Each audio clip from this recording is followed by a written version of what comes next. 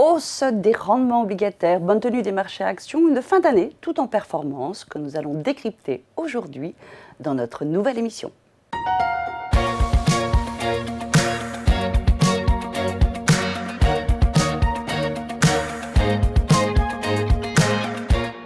Pierre Barral, bonjour. Bonjour Caroline. Alors nous avons toujours un contexte plutôt conciliant en ce qui concerne les banques centrales, avec cependant toujours cette petite dichotomie entre les États-Unis et l'Europe. Est-ce que vous pouvez nous en dire un peu plus ? Ah oui, globalement, en effet, on est toujours dans un environnement de taux plutôt baissiers du côté des banques centrales, mais surtout du côté de la Banque centrale américaine, la Fed, qui nous a surpris presque par son côté un peu colombe lors de sa dernière décision de baisser les taux ces derniers jours. Donc on est de ce côté-là plutôt rassuré sur le fait que la Fed va continuer à baisser ses taux l'année prochaine. En revanche, du côté européen, on a sur la zone émue une banque centrale européenne qui est beaucoup plus sur le frein concernant la baisse des taux, voire même à la hausse des taux pour les Allemands avec la sortie de Laurent Schnabel la semaine dernière qui a indiqué qu'elle serait, elle, plutôt favorable à une remontée des taux d'intérêt plutôt qu'à une stabilité des taux d'intérêt. Et pourtant, il y a aussi quelque chose qui ne colle pas, c'est cette remontée des taux longs. Comment est-ce qu'on peut expliquer les taux courts restent bas, indépendamment de ce que vous venez de décrire, et on a vu cette remontée des taux longs récemment ? Oui, alors en effet, il y a beaucoup d'éléments qui militent en fait pour une remontée, en tout cas une stabilité des taux longs, mais même une remontée, alors que les taux courts sont en train de baisser. Les premiers éléments, bien sûr, ce sont les dimensions très importantes de l'endettement des pays développés, que ce soit aux États-Unis ou en Europe. Et puis on a de nouveau depuis quelque temps une remontée assez sensible des taux longs japonais. Ces taux longs japonais laissent craindre potentiellement des rapatriements en fait d'obligations placés aux États-Unis depuis de nombreuses années. On sait que les excédents commerciaux japonais ont été placés sur les bons du Trésor américain depuis très longtemps. Et ces bons du Trésor américain pourraient être rapatriés au Japon maintenant que les taux et les rendements au Japon sont suffisamment importants. Donc ça génère en effet ce qu'on appelle une pontification des courbes des taux qui se poursuit, puisqu'on a des banques centrales qui continuent à baisser les taux, en tout cas aux États-Unis, moins en Europe, et des taux longs qui ont plutôt tendance à monter. Il y a un autre élément également, ce contexte de taux longs devrait être défavorable au marché actions. Et pourtant, 2025, c'est une très très belle année en ce qui concerne les marchés actions, que ce soit aux États-Unis ou en Europe d'ailleurs. Oui, on peut dire que 2025 restera comme une année assez exceptionnelle du point de vue des performances des marchés d'actions, qu'ils soient développés ou qu'ils soient émergents. C'est une très belle année avec beaucoup de disparités en fonction des marchés et des zones géographiques. Néanmoins, cette remontée des taux longs n'a pas du tout freiné cette hausse des marchés d'actions. On peut dire même que les marchés d'actions ont été portés par beaucoup d'autres choses qui sont probablement une macro qui est restée finalement assez résistante, notamment aux États-Unis, mais surtout des résultats d'entreprises qui, pour le coup, sont sortis très très bien, trimestre après trimestre, et notamment sur le dernier trimestre qui vient d'être publié.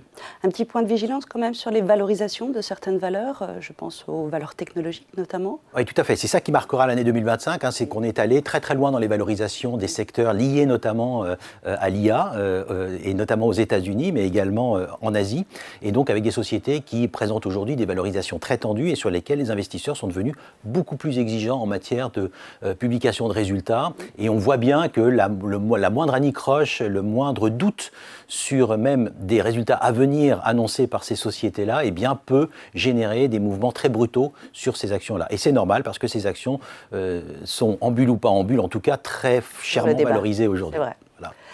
Vous avez parlé du Japon. Si on retourne un petit peu en Asie, la Chine aujourd'hui, la Chine, c'est l'acteur qui effectivement revient dans le game économique, mais pas tout à fait. Qu'est-ce qu'on peut en dire ? Oui, alors la Chine, en effet, il y a plusieurs façons de la voir aujourd'hui. Il y a le court terme, où le consommateur est toujours très faiblement consommateur, et il ne revient pas sur cette consommation qui peine en Chine. Et puis on a ce marché immobilier qui continue à souffrir d'une baisse des prix qui continuent à baisser, notamment parce que le système bancaire japonais est en train de remettre sur le marché des biens immobiliers qu'il avait dans ses books et donc qui pèsent à nouveau sur les prix de l'immobilier.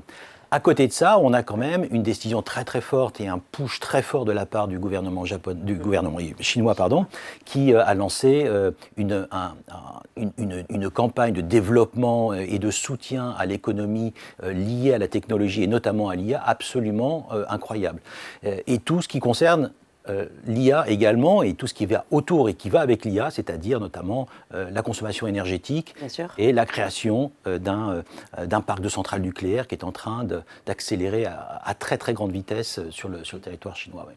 Donc une Chine très présente sur ces deux secteurs, la nouvelle technologie et l'accompagnement à la transition écologique. C'est ça, une Chine qui est en train de prendre en fait le lead sur la technologie. Il faut bien l'avoir en tête. La Chine n'est plus le pays qui copie et qui copie mal. La Chine est innovante. Et la Chine innove sur la technologie aujourd'hui et elle devient leader sur cette technologie, presque à dépasser ce que font les Américains.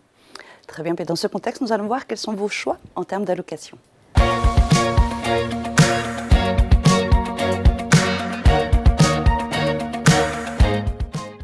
Donc nous allons regarder nos deux classes d'actifs. On commence par les actions aujourd'hui. Quelles sont les décisions que vous avez prises sur cette classe d'actifs? Alors sur les actions, nous restons constructifs, c'est-à-dire positifs. Nous sommes surexposés par rapport à nos indices de référence. En revanche, cette surexposition au marché d'actions, nous la construisons non pas avec les pays développés, sur lesquels nous sommes neutres, sur l'ensemble des pays développés, qu'il s'agisse des États-Unis, de l'Europe ou de l'Asie développée. En revanche, nous sommes surpondérés sur les marchés émergents. C'est une surpondération que nous avions déjà depuis un moment et que nous conservons aujourd'hui, notamment sur l'Amérique du Sud, qui est l'Amérique latine, qui est la zone que nous privilégions en ce moment. Nous avions été très longs sur le Mexique pendant un moment. Aujourd'hui, si on devait être long d'un pays en Amérique latine, ce serait le Brésil. Bref, globalement, c'est l'Amérique latine aujourd'hui sur lesquelles nous surexposons nos expositions actions. Ça, c'est en termes géographiques. En termes sectoriels aujourd'hui, quels sont vos choix, vos décisions? Alors, en termes sectoriels et notamment sur l'Europe aujourd'hui, on va aller chercher, on continue à aller chercher les secteurs qui ont peut-être moins performé en début d'année 2025 et qui sont en train de prendre le pas sur cette performance qui était un peu décevante au départ. Et on va chercher des secteurs comme par exemple la santé, qui est un secteur qui a déjà commencé à reprendre beaucoup de dynamisme. On va chercher également la construction, pas seulement pour les espoirs de paix en Ukraine et de reconstruction sur cette zone-là, mais également parce qu'il me semble que la construction va bénéficier de tout un tas d'éléments très favorables, à commencer par la transition écologique, du parc immobilier français, national et de la zone émue. Et puis nous restons toujours longs et investis sur les banques parce que les bancaires qui sont la meilleure performance de la zone Europe cette année devraient continuer à performer, notamment du fait de cette quantification des courbes dont je parlais tout à l'heure, qui est très favorable au secteur bancaire. Et concernant le marché obligataire, vous êtes aussi constructif aujourd'hui ?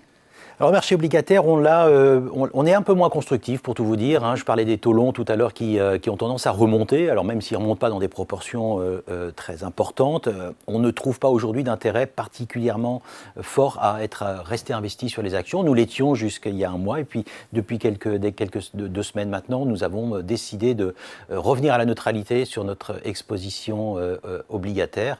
Donc voilà, on est très très stable sur l'exposition obligataire. En revanche, nous restons très intéressés à l'intérieur de cette exposition obligataire par les taux émergents. Donc on aime bien l'émergent à la fois sur l'angle obligataire et sur l'angle action. Et sur l'angle action.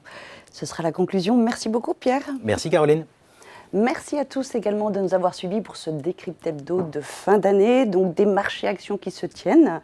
Un peu de recul concernant le marché obligataire. Rendez-vous pour les perspectives de rentrée.